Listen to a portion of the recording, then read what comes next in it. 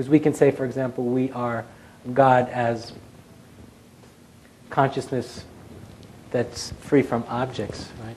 It's pure awareness, or consciousness as it is. But there's another dimension, which is the creative principle, the creative dimension in all this, the evolutionary impulse, the spark that initiated the Big Bang, the creative process. We experience that as a spiritual impulse, the mysterious will or compulsion to evolve at the level of consciousness. It's a spiritual impulse. So that's that same creative impulse becoming aware of itself at the level of consciousness. So to the degree to which we awaken to that creative principle level of consciousness and realize that that's what it is, God becoming aware of himself or herself or itself as our own consciousness, as this creative urge or creative drive, the degree to which we awaken to this principle, and Ken and I have been calling it the authentic self, is the degree to which we face the fact that the future is up to us. I mean, it's not an idea anymore. At that point, it's not an idea. It's not something that we appreciate. It's an emotionally felt absolute reality. Often, when the word absolute is used, in a spiritual context, it's referred to as God in his or her unmanifest form. God, the unborn, the ground of being. But now we're talking about God in his or her creative dimension. So, in relationship to this whole notion of the evolution of enlightenment and many things that Ken was bringing up in his introduction about what does it mean to create the future, I think that creating the future at the leading edge is completely dependent upon each and every one of us as individuals waking up to this creative principle, or what I call this authentic self, or this God principle, and making the effort, whatever effort is necessary, to begin to identify more with that thrilling creative passion. Then we make every effort to transcend, our attachment to our own personal story, which goes on forever. My teacher, who I had a falling out with, said many beautiful things. One of them was, as samsara as nirvana has no beginning and no end, so samsara has no beginning and no end. Right? As nirvana has no beginning and no end, so samsara has no beginning and no end. So in a postmodern context, I think we could call this personal, pathological, narcissistic self-infatuation is a pretty good definition of samsara. And I believe at a certain point in our own evolution and development as individuals, I think we all have to get to the point sooner or later, hopefully sooner rather than later, that we realize that the process of coming to terms with our own personal story will go on forever unless we decide that it's time to step out of a very personal or unenlightened relationship to life and begin to embrace more the truly cosmic dimension of what it means to be a human being.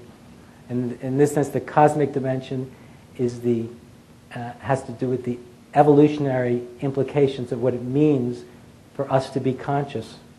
Consciousness becomes aware of itself through the awakening human. So the degree to which we recognize what that means and how significant that is the degree to which we're going to be willing to drop the ego. Often people say we want to get over the ego so we can abide in the timeless ground of being. And I don't think that what the world needs now is more people just hanging out in the timeless ground of being. I think what we have to do very urgently is resist the temptation to get lost in timelessness and to begin to embrace the overwhelming urgency of the crisis. There is an evolutionary crisis, and obviously, as Ken has put it much more eloquently than I can, it's a crisis of consciousness. It's a crisis of understanding. It's a crisis of development. And so what I'm saying is that if we can intellectually appreciate that's true, it's not enough, because we have to be willing to bridge the gap between our capacity to cognitively appreciate that these things are true and actually become that realization or that recognition ourselves, as a truly enlightened self. But enlightened in the sense that I'm emphasizing it has to do with realizing that we truly are God in human form. In this sense, God the creative principle. And that the future literally is more in our hands now than it ever has been. And I don't think I have to tell you how important that is. And begin to think about the whole notion of enlightenment more in an evolutionary developmental context. Begin to think about spiritual practice more in an evolutionary developmental context. Begin to think about getting over ourselves more in an evolutionary or developmental context. And also maybe have the courage to embrace a little bit of urgency. Urgency means I don't have any more time. That's what urgency really means. I don't have any more time. And most people that I know who are fairly, serious about their own spiritual practice or spiritual development still believe they have more time to do whatever it is that they think they need to do in order to get whatever it is they think they need to get. From a relative point of view, that'll always be true. From an absolute point of view, it never was true, it never will be true, it isn't true. But very specifically because of the time we're living in, there really isn't any more time, especially from the part of you that is what I call the authentic self or this creative principle. That part of yourself doesn't need any more time and has always been absolutely raring to go.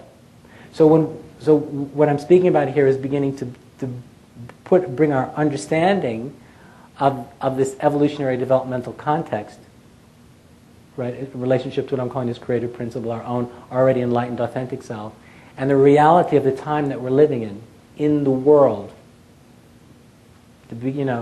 We're really beginning to get it well into the 21st century now. And to begin to see that these two factors are very interrelated, that our own spiritual development is intimately intertwined with the evolution of consciousness in real time. And Ken has, when he's spoken about the post-metaphysical spirituality, and that these higher structures, haven't been created yet. They don't pre-exist. But in other words, when we realize how true that is, when we realize how true that is, and begin to see how lost we are as a species right now, and even many individuals who are at a relatively very high level of development, cognitively, right, and even spiritually. I mean, I'm assuming everybody here is familiar with Ken's teaching and spiral dynamics and that kind of thinking. But even many individuals who are able to appreciate and make these distinctions between first tier and second tier, and have some idea of the fact that the self evolves, still fail to grasp the absolute nature and implications of what it all means. So specifically from the spiritual side of it, which is really, what I know more about, it's really my job at this point just to implore people to try to find a depth of sincerity and a sense of seriousness and earnestness about all this that maybe they never have before. And it's not for your sake. And this is where a lot of people have a lot of trouble. And in recent dialogue with Ken, we were talking about the whole definition of the bodhisattva. What does it mean to be a bodhisattva in the postmodern world? And so when we begin to embrace our own development for reasons that no longer have much to do with us, with our own spiritual fantasies and desires, when it's for a much bigger purpose, it's always going to render us to zero. It's kind of this kind of integrity of interest and embrace of this whole process. I think it's not only it's absolutely necessary, but we have to get this serious. And I think it has to happen quickly, because the kind of sincerity I'm speaking about can't be the end point. It has to be the place where we start from. Because none of us are going to have the power to change the world or really affect it in really big and profound ways, and unless that's the place that we are living all the time. That creates what I call evolutionary tension. When you meet somebody who's that serious and is that connected to reality, you can't help but feel compelled to evolve yourself. And also to understand that traditionally, and I don't know how perfect my understanding of the Bodhisattva ideal is, but often, for example, like a saint like the Dalai Lama often talks in terms of compassion and relieving suffering, which is obviously a big part of what we all need to be doing. But in an evolutionary developmental context,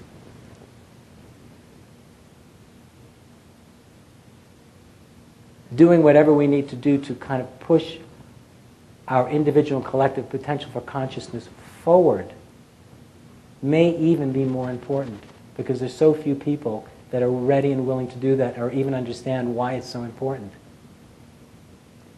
Traditionally, often, and even individuals, in the time that we're living in that are enlightened in a traditional context, they will often speak about emptiness. They will speak about the unmanifest nature of the Godhead. And they will also speak about the need to be compassionate with each other and to help people that are suffering. Right? And this is often the message. But when enlightenment enters into an evolutionary context, there's something else that begins to enter the picture, and what enters into the picture is always the future. It's the unmanifest potential of this moment begins to appear right in front of you. And this doesn't happen until we begin to awaken to this evolutionary context at the level of consciousness. In other words, not as an idea, not as a theory, but as a living revelation, a living realization. Then what one finds one is compelled by, utterly compelled by, which is the unmanifest potential of the next moment.